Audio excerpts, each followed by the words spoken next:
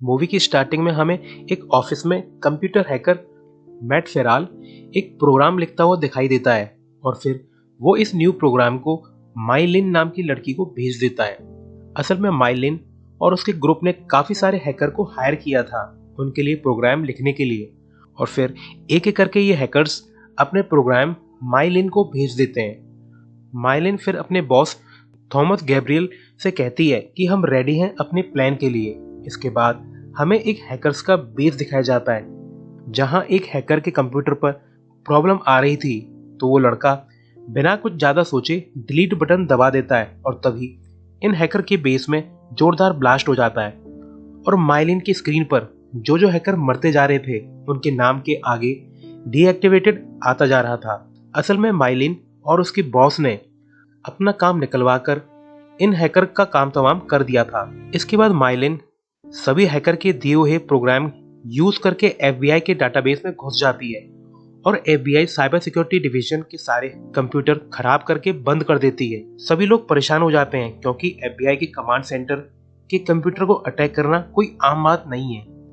मगर थोड़ी ही देर में कंप्यूटर फिर से चालू हो जाते हैं तो एक कंप्यूटर ऑपरेटर एफबीआई के डिप्टी डायरेक्टर बोमेन को रिपोर्ट करता है कि हैकर्स ने हमारे सिस्टम पर अटैक किया था और हमारे सिस्टम कुछ देर के लिए बंद हुए थे। अब इसका पता नहीं कि क्या डाटा चोरी हुआ है। बोमन अपने सबऑर्डिनेट्स को ऑर्डर देता है कि देश भर में जितने भी हैकर हैं जो ऐसा करने की कैपेबल हैं उन्हें यहाँ बुला लाओ जल्दी से। नेक्स्ट सीन में हम एक कार के अंदर एक यंग कपल को मजे करते हुए देखते हैं। तभी यहाँ पर हमारी मूवी का मेन कैरेक्टर जॉन मैकक्लेन आ जाता है और उस लड़के को बाहर निकालकर फटकारने लगता है। तो लड़की भी कार से बाहर आकर बोलती है कि जॉन बस करो, ये मेरा बॉयफ्रेंड है। जिस पर जॉन बोलता है, ओह तो आजकल के बच्चे अपने फादर को नाम से बुलाने लगे हैं। असल में John McClain New York police department में डिटेक्टिव है और ये लड़की लूसी जॉन की बेटी है, मगर इन दोनों में अच्छे से नहीं बनती। और तो और लूसी जॉन को पापा तक नहीं बोलती और उसने अपना सरनेम भी मैकक्लेन से बदलकर जेनेरो कर लिया है जो कि इसकी मदर का सरनेम है। जॉन पूछता है, लूसी तुम मुझसे दूर क्यों भागती हो? तो लूसी बोलती है कि जॉन तुम मुझ पर जासूसी क्यों करते हो? मैं ढंग से दोस्त भी नहीं बना सकती तुम्हारी वजह से। जॉन सफाई देता है कि डैड ऐसे ही तो होते हैं। इसके बाद लूसी यहाँ से चली जाती है और जॉन अपनी कार में बैठकर पुरानी बातें सोचता है। असल में ये मूवी या स्टोरी पिछली मूवी के 10 साल बाद की है और अब जॉन बुढ़ा हो रहा है और उसके बच्चे जवान हो चुके हैं। जॉन को फिर उसके सुपीरियर का कॉल आता है जो कहता है कि एफबीआई ने हमसे हेल्प मांगी है, हमें कैम्पडन से मैथ्यू फेराल नाम के हैकर को उठाना है। तुम इस लड़के को लेकर वॉशिंगटन डीसी एफबीआई के हेडक्वार्टर चले आओ। तो जॉन मैट फेराल को ढूंढने के लिए निकल पड़ता है। फिर हमें मैट फेराल दिखाया जाता है जो अपने कंप्यूटर पर काम कर रहा था। तभी उसे एक मैसेज आता है कि जल्दी से भाग जाओ, गायब हो जाओ, कोई हैकर्स को मार रहा है। और इसी वक्त मैट के घर के बाहर एक वैन आकर रुकती है जिसमें से एक आदमी मैट के कंप्यूटर पर वायरस अपलोड कर देता है। जब मैट डिलीट बटन दबा ही रहा होता है तभी दरवाजे पर नॉक करने की आवाज सुनाई देती है और वैन में मौजूद माइलिन के गुंडे देखते हैं कि अपार्टमेंट में बॉम्ब नहीं फटा, यानी मैट ने डिलीट बटन नहीं दबाई है। तो वो लोग खुद जाकर मैट फेराल को मारने का डिसाइड करते हैं। मैट के गेट पर जॉन आया हुआ था और अपोजिट बिल्डिंग में एक आदमी अपनी राइफल असेंबल करके मैट फेराल की विंडो पर टारगेट करने लगता है और मैट फेराल के सामने आते ही गोली चलाने लगता है, मगर जॉन मैट फेराल को बचा लेता है और फिर जॉन अपोजिट साइड फायरिंग करने लगता है। अब फेराल के अपार्टमेंट से फायरिंग की आवाज सुनकर बाकी गुंडे भी इस तरफ आने लगते हैं। जॉन मैट फेराल को नीचे झुकाते हुए रूम से बाहर ले जाता है। जैसे ही गुंडे वहां आते हैं जॉन एक सिलेंडर उनकी तरफ फेंक कर गोली चला देता है, जिसके धमाके से एक गुंडा खिड़की से बाहर उड़ जाता है और कार पर जाकर गिरता है। फिर बाकी गुंडे भी यहाँ आकर फायरिंग करने लगते हैं, मगर इसी फायरिंग में एक टॉय मैट के कंप्यूटर कीपैड की डिलीट बटन पर गिर जाता है, जिससे यहाँ पर तगड़ा ब्लास्ट होता है और कुछ गुंडे मारे जाते हैं। फिर जॉन मैट को अपार्टमेंट के पीछे वाले रास्ते से बाहर ले जाता है और कार लेकर निकल ही रहा था कि एक गुंडा विंडो तोड़कर जॉन की गर्दन पकड़ लेता है। तो जॉन कार को रेस देने लगता है और एक गार्बेज बॉक्स से टक्कर मार के उस आदमी को गिरा देता है, मगर लास्ट वाला गुंडा ऊपर से इनकी गाड़ी पर कूद जाता है, जिसे देखकर जॉन कहता है, इसकी तो स्टंट करता है। मगर जॉन उसे भी एक दच्ची पर उड़ाकर निकल जाता है। मगर हम देखते हैं कि यहाँ पर दो गुंडे जिंदा बच गए। माइलिन इन्हें फोन करके स्टेटस पूछती है, मगर गुंडे बताते हैं कि मिशन फेल हुआ। और यही बात माइलिन अपने बॉस और लवर थॉमस को रिपोर्ट करती है। कार में मैट पूछता है कि वो लोग आपको क्यों मारना चाहते थे, जिस पर जॉन कहता है वो मेरे नहीं बल्कि तुम्हारे पीछे पड़े हुए हैं। वहीं एफबीआई के हेडक्वार्टर में बोमैन अपने आदमियों से कहता है कि अब तक 7 हैकर मारे जा चुके हैं और ऐसा क्यों हुआ पता लगाओ, उनके सामान की जांच करो। वहीं दूसरी तरफ थॉमस अपने हैकर से कहता है कि मैट फेराल का जल्दी से पता लगाओ और कुछ लोग फुली आर्म्ड होकर मैट और जॉन को हंट करने के लिए निकल पड़ते हैं। और जॉन भी अब तक वॉशिंगटन डीसी पहुंच चुका था। थॉमस का हैकर ट्रैफिक सिग्नल के नेटवर्क हैक कर लेता है और इनमें रेल और एयर ट्रांसपोर्ट भी शामिल था। और ट्रैफिक कंट्रोल सेंटर के सारे कंप्यूटर बंद पड़ जाते हैं। अब सारा कंट्रोल हैकर के हाथ में था और वो ट्रैफिक सिग्नल को मैनिपुलेट करने लगते हैं, जिससे जल्दी जल्दी सिग्नल चेंज होने की वजह से रोड पर एक्सीडेंट होने लगते हैं। और ऊपर हेलीकॉप्टर से ये गुंडे जॉन की कार को ढूंढ रहे थे। जॉन कार के ऊपर खड़े होकर सिचुएशन चेक करता है और फिर वो मैट को पैदल ही साथ ले जाने लगता है। वहीं एफबीआई हेडक्वार्टर में बोमैन को लगातार रिपोर्ट मिल रही थी कि रेल, एयर और ट्रैफिक का सिस्टम खराब हो गया है और आपातकालीन अलर्ट जारी किया जा चुका है। फिर थॉमस के ऑर्डर पर हैकर सभी बिल्डिंग में अलार्म बजाने लगते हैं और ये अलार्म पॉइजनस गैस के अलर्ट के थे। तो बोमैन सभी लोगों को बिल्डिंग से बाहर जाने के लिए कहता है और ऐसा इसी बिल्डिंग में ही नहीं बल्कि कई सारी बिल्डिंग में हो रहा था। भारी तादाद में लोग बाहर आने लगते हैं। बोमैन काफी वरिड है कि देश के नेटवर्क के साथ कौन खेल रहा है। फिर थॉमस अपने प्लान के स्टेज 2 के हिसाब से देश का स्टॉक मार्केट क्रैश करा देता है। अब पूरे देश में हलचल मची हुई है और इसी वक्त जॉन मैट को बोमैन की ट्रक के पास ले आता है और इस सब की न्यूज हर चैनल पर चल रही होती है। जॉन कुछ फोटो देखकर पूछता है कि इन पर शक है क्या, तो बोमैन कहता है कि शक था पर अब ये मारे जा चुके हैं। थॉमस फिर एक ब्रॉडकास्ट करवा देता है जिसमें कहा जा रहा था कि इस संकट की घड़ी में मिलिट्री पावर बेकार है और सभी नेटवर्क, टेक्नोलॉजी, ट्रांसपोर्ट वगैरह सब चीज का कंट्रोल हमारे हाथ लग चुका है। और इन्हीं सब अटैक को मैट पहचान लेता है और कहता है कि ये एक फायर सेल है।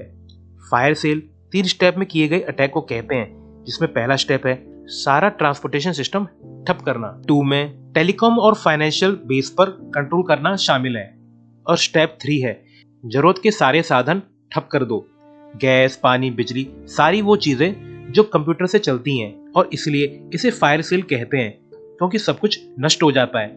मगर कोई भी मैट की बातों पर विश्वास नहीं करता। तो जॉन कहता है इस लड़के पर अटैक हुआ है और अटैकर प्रोफेशनल ट्रेन शूटर थे और कोई मैट को मारना चाहता है। शायद मैट इस सबसे लिंक्ड है।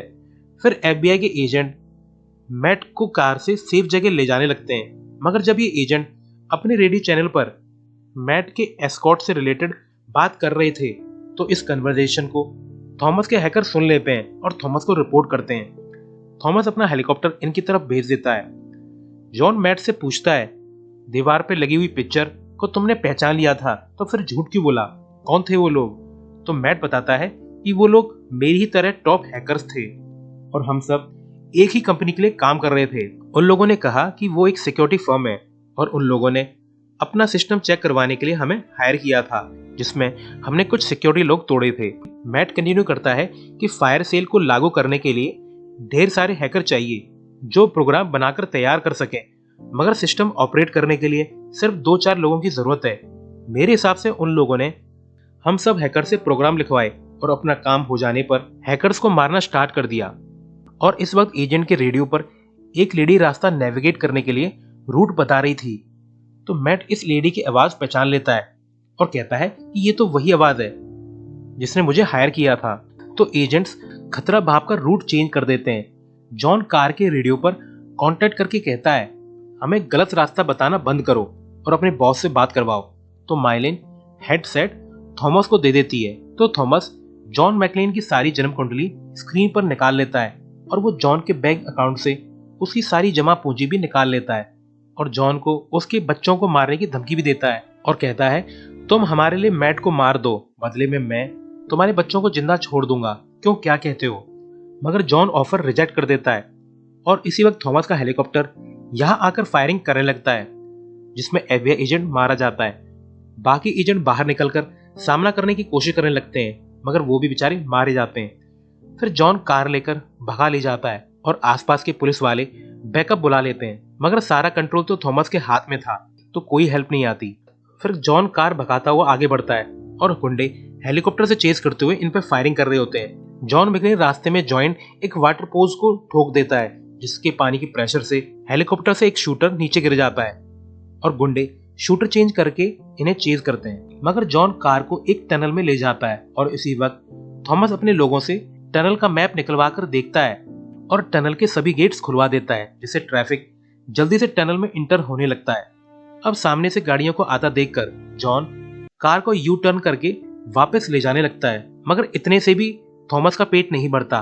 वो टनल की सारी लाइट्स बुझाने लगता है, जिससे अचानक अंधेरा होने पर सभी गाड़ियां ठुकने लगती हैं। तो जॉन और मैट कार से निकलकर भागने लगते हैं और एक पिलर के पीछे छुप जाते हैं। फिर जॉन मैट को वहीं छोड़कर बाहर सिचुएशन चेक करने जाता है और अपनी फूटी किस्मत पर अफसोस मनाता है। और अब तो जॉन की खिसकने लगती है और जॉन का खराब मूड देखकर तो लगता है कि शायद किसी के बुरे दिन आने वाले हैं। और फिर जॉन कार को स्पीड में करके बाहर कूद जाता है, जिससे कार एक पिलर को ठोकती हुई उड़कर हेलीकॉप्टर में लग जाती है, जिससे कार और हेलीकॉप्टर दोनों ब्लास्ट हो जाते हैं। जॉन ये देखकर काफी वियर्डली हंसता है कि मुझसे पंगा लिया, हो। मैट भी यहाँ तक आ जाता है। वहीं टनल से बाहर हेलीकॉप्टर क्रैश होने के बाद भी एक गुंडा जिंदा बच गया था, तो उसे लगता है कि कार क्रैश में जॉन और मैट मारे गए और ये सब वो थॉमस को रिपोर्ट भी करता है। तो थॉमस अपने प्लान के स्टेज 3 को अप्लाई करने के लिए रेडी होने लगता है। फिर थॉमस के लोग एक फैसिलिटी में घुस आते हैं और सिक्योरिटी गार्ड को मारकर फैसिलिटी के अंदर चले जाते हैं और एक गुंडा यहाँ के सर्वर रूम में जाकर अपने डिवाइसेस कनेक्ट कर देता है। वहीं जॉन भीड़ से होता हुआ पुलिस स्टेशन तक पहुंच जाता है, मगर वहां भी उसे कोई हेल्प नहीं मिलती। इसके बाद थॉमस के हैकर उस फैसिलिटी से सारा डाटा डाउनलोड करने लगते हैं और फिर अपने अगले प्लान के लिए थॉमस अपनी लवर माइलिन को एफबीआई का वेश बनाकर एफबीआई के हेलीकॉप्टर से भेज देता है। वहीं हमें एक बड़ा सा ट्रक दिखाया जाता है। असल में थॉमस का सारा सेटअप इसी ट्रक के कंटेनर के अंदर था, तो अब ये लोग रीलोकेट कर रहे थे। फिर थॉमस के लोग सभी सैटेलाइट को कंट्रोल करके टीवी पे ब्रॉडकास्ट कराने लगते हैं, जिसमें बैकग्राउंड में व्हाइट हाउस था और कैप्शन में लिखा था कि ये तो बस एक शुरुआत है, क्या होगा जब आप लोग मुसीबत में हैं, डरे हुए हैं और पुलिस को कॉल करते हैं, मगर तुम्हारी हेल्प करने कोई नहीं आता। और फिर वीडियो में व्हाइट हाउस बॉम्ब धमाके से उड़ जाता है। जॉन बाहर जाकर देखता है कि व्हाइट हाउस सही सलामत है। व्हाइट हाउस का ब्लास्ट वाला वीडियो फेक था। जॉन मैट से बोलता है कि मुझे पता है तुम काफी इंटेलिजेंट हो, हेल्प मी, ये लोग आखिर चाह क्या रहे हैं। तो मैट बताता है कि फायर सेल में सब कुछ रिमोटली कंट्रोल कर सकते हैं, मगर पावर ग्रिड को बंद करने के लिए गुंडों को पर्सनली पावर स्टेशन जाना होगा। मैट एक फोन पर एक मैप दिखाकर कहता है कि ईस्टर्न जोन का पावर गैस और बिजली का एक ही पावर हब है और वो है मिडिल टाउन में, वहां वो लोग जरूर जाएंगे। जॉन कहता है तो हमें भी वहां पर जाना होगा। फिर ये लोग एक कार चोरी करके यहाँ से निकल जाते हैं और इसी वक्त ईस्टर्न पावर हब में माइलिन एफबीआई के हेलीकॉप्टर से पहुंच जाती है और ये लोग गार्ड को मारकर अंदर पहुंच जाते हैं और पावर स्टेशन को अपने कंट्रोल में ले लेते हैं। वहां बाहर जॉन और मैट भी आ जाते हैं। जॉन एफबीआई का हेलीकॉप्टर देख के समझ जाता है कि थॉमस के लोग यहाँ पहुंच चुके हैं और अंदर माइलिन पावर ग्रिड को शट डाउन करने लगती है। माइलिन को सीसीटीवी पर जॉन और मैट अंदर आते हुए दिखते हैं, तो वो अपने गुंडों को जॉन को मारने के लिए भेजती है। जॉन इन लोगों को एक एक करके मार देता है। वहीं एफबीआई के हेडक्वार्टर में एक आदमी बोमैन को इन्फॉर्म करता है कि इंटेलिजेंस के हिसाब से टेररिस्ट किसी एक जगह पर रुके हुए नहीं है और वो लोग लगातार मूव कर रहे हैं और जितना हार्डवेयर वो लोग यूज कर रहे हैं उसके लिए कम से कम एक बड़ा ट्रक या ट्रेलर चाहिए। तो बोमैन ऐसे किसी भी मोबाइल ट्रक को ढूंढने के लिए कहता है। वहीं पावर स्टेशन में जॉन माइलिन के पीछे से आकर उस पर गन पॉइंट कर देता है, मगर माइलिन बड़े स्टाइल से जॉन को पीटने लगती है। मगर जॉन भी गुस्से में था। वो माइलिन को धोने लगता है और कहता है मुझसे कुंफू करेगी। तो माइलिन जॉन को बाहर फेंक देती है। फिर जॉन बाहर से एक कार को इस फ्लोर तक चढ़ा लाता है और माइलिन को ठोक के एक दीवार में दे मारता है। तो कार एलिवेटर वाली जगह से नीचे गिरने लगती है और फिर एक धमाका होता है जिसमें माइलिन मारी जाती है। फिर कंट्रोल में आकर मैट थॉमस के सिस्टम पर मसालेदार साइट्स भेजने लगता है। थॉमस माइलिन की फोन पर कॉल करके स्टेटस पूछता है तो जॉन कॉल उठाकर कहता है कि माइलिन तो मारी गई है। तो थॉमस जॉन से हेटफुली बोलता है कि मेरा काम खत्म हो जाने दो, फिर मैं तेरे पूरे खानदान को मिटा दूंगा। फिर जॉन बोमैन को कॉल करके थॉमस की प्रोफाइल बोमैन को भेजता है और वो थॉमस को तुरंत पहचान लेता है। बोमैन कहता है कि थॉमस पहले मेरे साथ ही काम करता था और वो सिक्योरिटी का चीफ प्रोग्रामर था। उसने कमेटी के सामने हमारे देश के सिक्योरिटी सिस्टम को चेंज करने की डिमांड की थी, मगर किसी ने उसकी नहीं सुनी और उसे काम से भी निकाल दिया गया था और शायद अब थॉमस बदला ले रहा है। इन बातों के दौरान मैट जॉन से कहता है कि हमें यहाँ से निकलना होगा। थॉमस ने सारी गैस हमारी तरफ रिडायरेक्ट कर दी है, यहाँ पे बहुत तगड़ा ब्लास्ट होने वाला है। तो ये लोग जल्दी से वहां से बाहर निकल जाते हैं और साइट पर तगड़ा ब्लास्ट हो जाता है। जॉन फिर देखता है कि पूरे ईस्टर्न जोन की लाइट चली गई है, सब तरफ अंधेरा छा गया है और सभी लोग अपनी अपनी जगह फंस गए हैं, जैसे हॉस्पिटल, एलिवेटर वगैरह। मैट कहता है कि हमें द वॉरलॉग नाम के हैकर से मिलना होगा, वही हमारी आखिरी उम्मीद है। वॉरलॉग मुझसे भी बड़ा हैकर है। तो ये लोग बाहर खड़ा हेलीकॉप्टर लेकर निकलने लगते हैं। वो हेलीकॉप्टर से देखते हैं कि कहीं भी लाइट नहीं आ रही है। तो जॉन पूछता है कि वॉरलॉग का घर कौन सा है।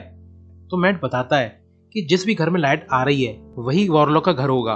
तो ये लोग घर ढूंढकर हेलीकॉप्टर लैंड करके उसके घर तक पहुंच जाते हैं और अंदर देखते हैं कि एक आदमी मस्त स्टाइल से लेटकर कंप्यूटर चलाने लग रहा है। वॉरलॉग, जिसका नाम फ्रेडी है, वो मैट से पूछता है कि तूने किससे पंगा ले लिया है जो तेरे पीछे इतने सारे लोग पड़े हुए हैं। और फिर फ्रेड को जैसे ही पता चलता है कि जॉन एक कॉप है तो वो इनसे बाहर जाने के लिए कहता है, मगर जॉन के जिंदा गाड़ देने की धमकी सुनकर वो तोते की तरह सब कुछ उगलने लगता है। वो बताता है कि थॉमस और उसके लोग एक गवर्नमेंट फैसिलिटी को यूज कर रहे हैं क्योंकि देश में सबसे ज्यादा हार्डवेयर वहीं पर यूज हो रहे हैं। फ्रेडी थॉमस के सिस्टम को हैक करने की कोशिश भी करता है और इसका पता थॉमस को लग जाता है और थॉमस उल्टा फ्रेडी के कंप्यूटर को हैक करने लगता है और इनका कैमरा ऑन करके देख लेता है कि फ्रेडी के साथ वहां पर जॉन और मैट भी हैं। तो थॉमस अपने लोगों से जॉन की बेटी को लोकेट करने के लिए कहता है और इन्हें पता चल जाता है कि लूसी जेनेरो लिफ्ट में फंसी हुई है।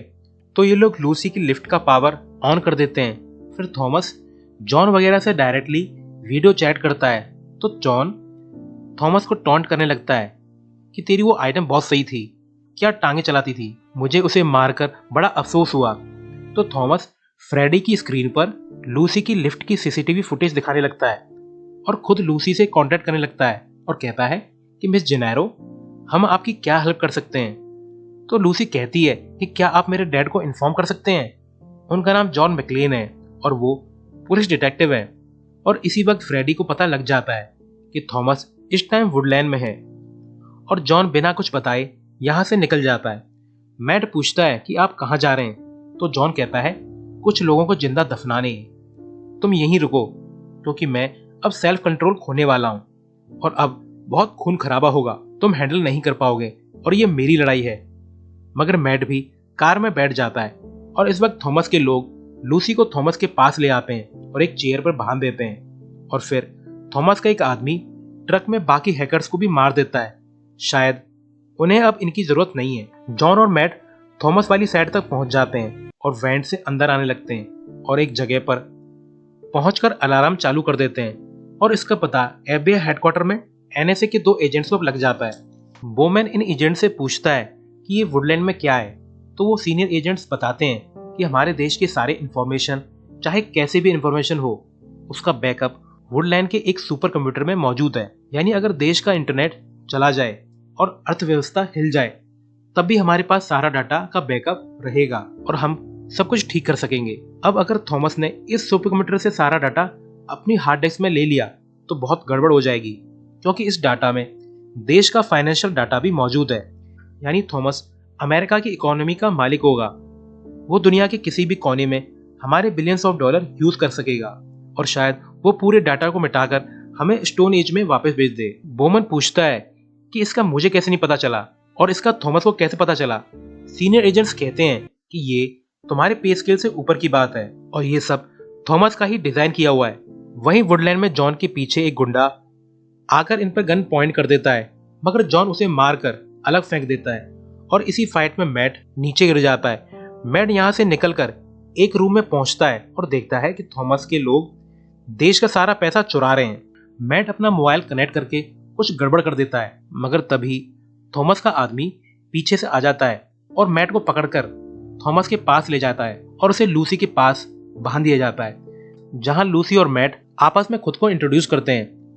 थॉमस का हैकर बताता है कि पेंटागन से एक जेट हमारी तरफ आ रहा है और ये लोग लूसी और मैट को लेकर इस बेस से एक ट्रक और वैन में निकल जाते हैं और जॉन भी इन्हें जाता हुआ देख लेता है और थॉमस के ट्रक पर कूद जाता है।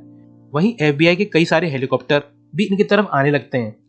जॉन ट्रक के ड्राइवर को मारकर ट्रक के ड्राइविंग सीट पे पहुंच जाता है और वहीं वैन में थॉमस मैट से उसकी की हुई गड़बड़ को ठीक करने के लिए कहता है, मगर मैट मना कर देता है। और फिर हम देखते हैं कि डैडी जोन्स बड़ी तेजी से लूसी की तरफ ट्रक लेके आ रहे हैं और लूसी कहती है कि भागो जितना भाग सकते हो, तुम्हारी मौत आ रही है उस ट्रक में, तुमने लूसी मैकलेन को हाथ लगाया है, मेरे डैड तुम्हारी कब्र बहुत गहरी खोदने वाले हैं। वहीं ट्रक में जॉन रेडियो से फ्रेडी की रेडियो फ्रिक्वेंसी पर कॉल करके कहता है कि फ्रेडी कुछ भी करो, मेरी बात एफबीआई के डिप्टी डायरेक्टर बोमेन से करवाओ। फिर जॉन बोमेन को थॉमस वाली वैन का नंबर दे देता है और ट्रैक करके यहाँ पहुंचने के लिए कहता है और इसी टाइम F-35 फाइटर जेट भी इनके ऊपर आ जाते हैं। थॉमस का हैकर F-35 के कमांड कोड्स हासिल कर लेता है और जेट के रेडियो पर थॉमस को कनेक्ट कर देता है और थॉमस F-35 पायलट को जॉन वाले ट्रक को उड़ा देने के कमांड दे देता है।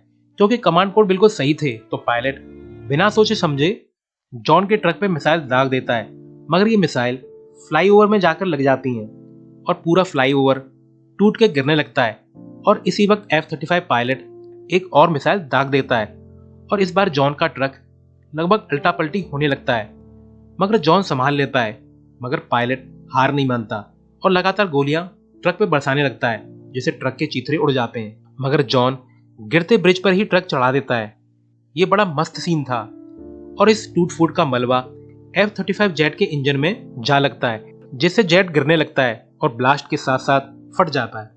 वहीं जॉन भी ट्रक से लास्ट मौके पर निकल जाता है और पूरे रास्ते की ऐसी तैसी हो रखी थी।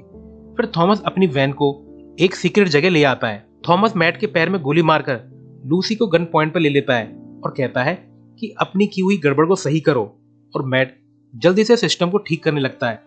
मगर तभी जॉन मैकलेन यहाँ पर पहुंच जाता है और थॉमस के ज्यादातर आदमियों को मार देता है, पर थॉमस लूसी को अपने सामने कर देता है और इसी वक्त थॉमस का लास्ट आदमी जॉन के हाथ पर गोली मार देता है।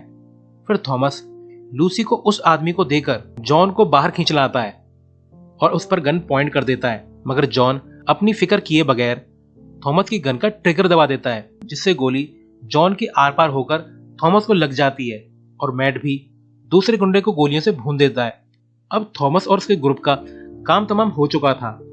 लूसी जॉन के पास आकर रोती है और कहती है कि मुझे पता था कि आप मुझे बचा लोगे। फिर एफबीआई के लोग भी हेलीकॉप्टर से उतरकर यहाँ पे पहुंच जाते हैं और जॉन और बाकियों को बाहर ले जाकर फर्स्ट एड दी जाती है। जॉन मैट के पास आकर कहता है कि कैसा लगा गोली खाकर। ये गोली का निशान एक मेरिट बैज है और लड़कियां ऐसे बैज वाले आदमी को काफी पसंद करती हैं।